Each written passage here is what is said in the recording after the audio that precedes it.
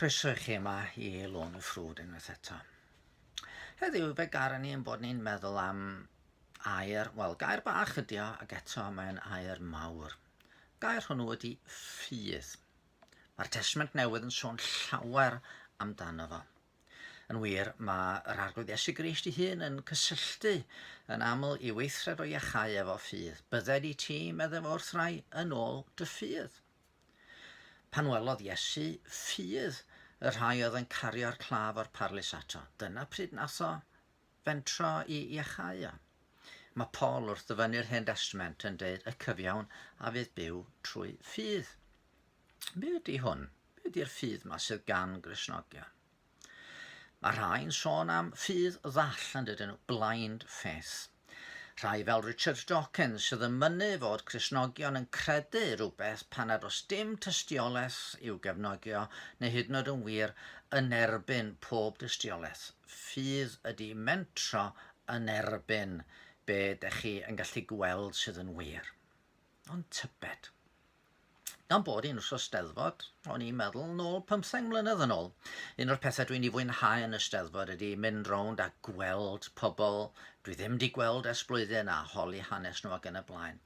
Ond 15 mlynedd yn ôl, yn Steddfod y Fynnon, mae'n siŵr bod 'na ambell un oedd ddim cweit mor hapus ar ôl iddyn nhw'n weld I. Pam? Wel, oedden nhw chydig bach clotach achos o'n i'n chwilio am noddwyr. Ar ymhen blwydd yn hanner cant, o'n i wedi cael anrheg gan yn heulu anrheg chydig bach yn wahanol, sef naid parasiwt. A dyma fi yn mentro defnyddio'r achlysur I godi arian at achos da. Rwan oedd ymateb pobl i'r ffaith mod i'n mynd I neidio allan o awyren yn eitha doniol. Oedd rhai'n edmygu. Eraill yn chydig yn ei ddigeddus. Ond oedd na sawl un yn meddwl, be sy ar dy ben di Dafydd yn neud y fath beth? Pan fydde ti eisiau hedfan 2 filltir i'r awyr ac yna neidio allan ar awyren a dibynnu ar ryw lain o gynfa sy'n hadwyn ddiogel fe mod i'n glanio'n ddiogel yn ytrach na fflymio dros 100 milltir yr awr i'r ddaear a gadael dim byd ond cretr mawr ar yn ôl I. Wel, yn ateb I, mae'n siŵr i'r fath honiad oedd bod gennau ffydd y byddwn i'n iawn. Ac yn y frawddeg fach yna dwi wedi defnyddio'r gair hwnnw dydw I ffydd. Rwan, nid blind faith oedd gynna I. Ffydd I fentro ar sail tystiolaeth a tystiolaeth eitha cadarn y bod yn onest. O'n i'n gwybod er enghraifft fod miloedd ar filoedd o bobl wedi mentro defnyddio parasiwt o'r blaen a wedi byw I adrodd yr hanes.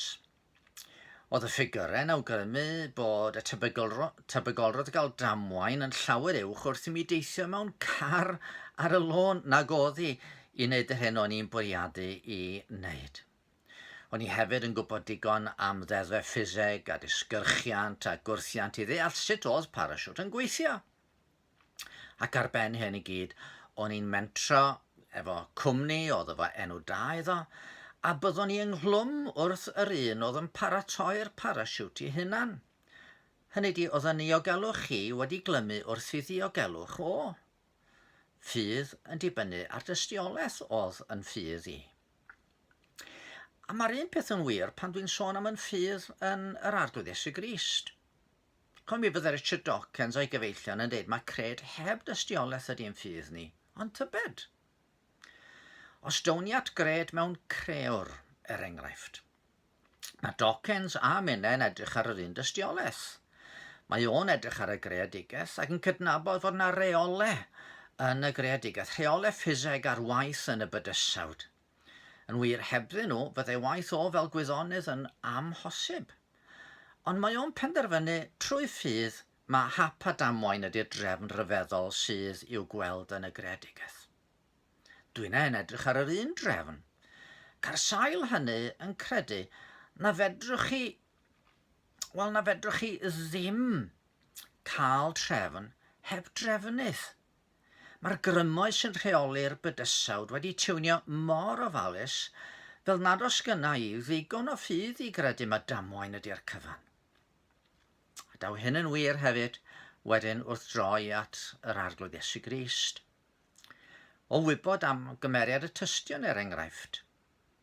Tystion oedd wedi dal at I cred fod yr arglwydd Iesu wedi byw, wedi marw ar groes, wedi atgyfodi y trydydd dydd, dal at y gred honno, hyd yn oed yn wyneb marwolaeth, a rhan fwyaf ohonyn nhw wedi cael eu lladd am eu cred.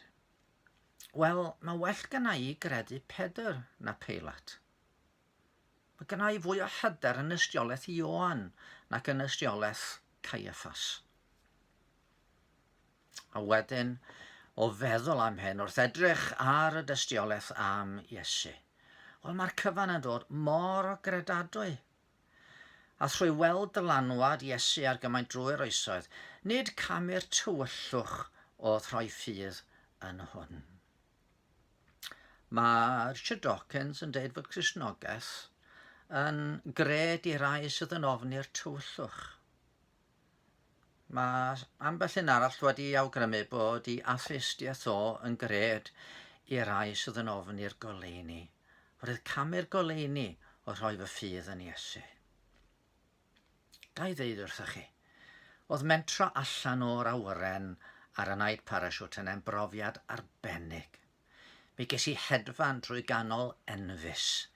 Mi ges i brofi'r wefr o ddisgyn drwy'r awyr a glanion ddiogel ar y ddeiar. A mi fentrwn eto forus yr cyfle'n dod. Godd mentro fy ffydd yn Iesu ar un olwg yn menter llawer mwy pellgyrhaeddol. Mae wedi newid y mywyd i yn llwyr. Ond mi allai ddeud fod y mentro hwnnw wedi profi hun yn weithred sydd wedi chadarnhau dro ar ôl tro fel un cwbl ddiogel. Wir gallai ddeud yn mod i wedi profi fod yna graig o dan yn rhaid unau yng nghadw i'r rhag disgyn. Dyma'r ffydd, nid ffydd ddall, ond ffydd sydd wedi bod yn gam i'r goleuni. Ac yn y pen draw, nid pa mor gryf yw fy ffydd sydd yn cyfri, ond pa mor ddiogel yw gwrthrych fy ffydd. A'r gwrthrych hwnnw dwi'n mentro rhoi fy mywyd yn ei ddwylo, ydy mab y Duw byw, yr arglwydd Iesu. Wrth i ni droi at weddi heddiw, mae'n siŵr yn bod ni yn gallu meddwl am bobl Beirut a'r gyflafan ofnadwy ddigwyddodd yna y ddoe. Felly gadwch i ni weddio. Arglwydd yn Duw, da ni'n diolch i ti yn bod ni heddiw yn gallu troi at Dduw cadarn a Duw trigarog. Arglwydd, da ni'n diolch yn bod ni'n cael cyflwyno i ti yn holl anghenion. A da ni'n diolch o dad bod ni heno'n gallu dod â Beirut i dy sylw di. Yn gofyn i ti o ddewn tad, wylio dros yr rhai sydd wedi hanafu a'r rhai sydd yn galaru o ganlyniad i'r ffrwydriad yn y ddoe. Gwarchod dros nhw ysgweli di fod yna ac anfon gymorth iddyn nhw yn ôl yr angen. Ond hefyd o ddewn tad, da ni'n diolch i ti dy fod ti yn Dduw sy'n yn gwahodd ni i roi'n ffydd yno ti. A mae'r ffydd honno wedi seilio nid ar yn clyfrwch ni, nid ar yn galluoedd andoniau ni, ond ar dy gadernid di dy hunan, y Duw holl a lluog, doeth o thrigarodd na ddanfon dy fab i'r byd er yn mwyn ni. Derbyn yn diolch bore yma felly am yr arglwydd Iesu Grist, a cryfhau'n ffydd ni ynddo fo, gogoniant i denw. Amen. Wel, gobeithio gewch chi ddiwrnod diogel dan eich bendith.